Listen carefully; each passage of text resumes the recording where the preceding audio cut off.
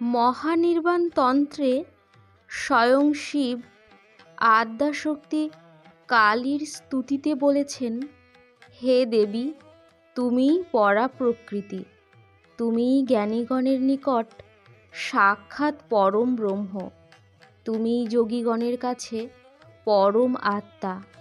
তোমা থেকেই এই বিশ্বব্রহ্মাণ্ড জন্ম লাভ করেছে, তাই তুমি জগৎ জননী।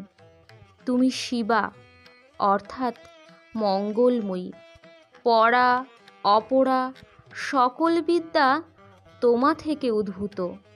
তুমি আমাদেরও অর্থাৎ ব্রহ্মা বিষ্ণু মহেশ্বরেরও জননী এবং তোমা থেকে আমাদের উদ্ভব।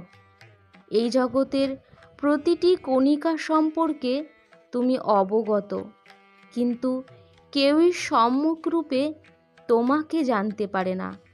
তুমি কালী, তারা, দুর্গা, ষোড়শী, ভুবনেশ্বরী, তুমিই ধূমাবতী, বগলা, ভৈরবী, ছিন্নমস্তিকা, তুমিই অন্নপূর্ণা, সরস্বতী ও কমলবাসিনী লক্ষ্মী।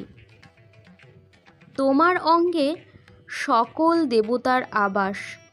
তুমি সর্বশক্তিময়ী, আদ্যা মহাশক্তি। এই জগতের প্রতিটি মহাকণায় তোমার প্রকাশ।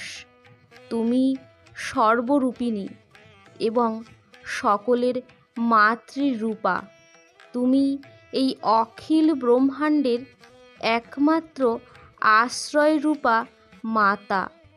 একমাত্র তোমার পূজা দ্বারা, তোমায় তুষ্ট করার দ্বারাই সকল দেবতাবর্গের তুষ্টি সাধন হয়ে থাকে, কারণ তুমি দেবতাদেরও তথা মহাদেবেরও আরাধ্যা।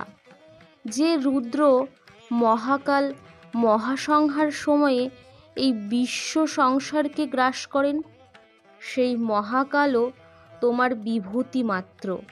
সকল ভূতবর্গকে প্রলয়কালে তিনি গ্রাস করেন।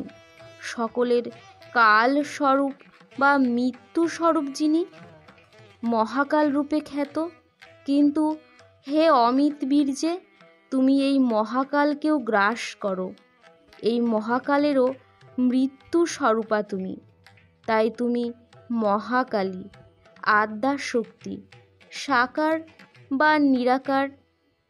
এই রকম নির্দিষ্ট করে কেউই তোমায় অভিহিত করতে পারে না। নিজ মায়ার দ্বারা তুমি বহুরূপে বিভুরূপে অবস্থান করো, তাই তুমি মহামায়া।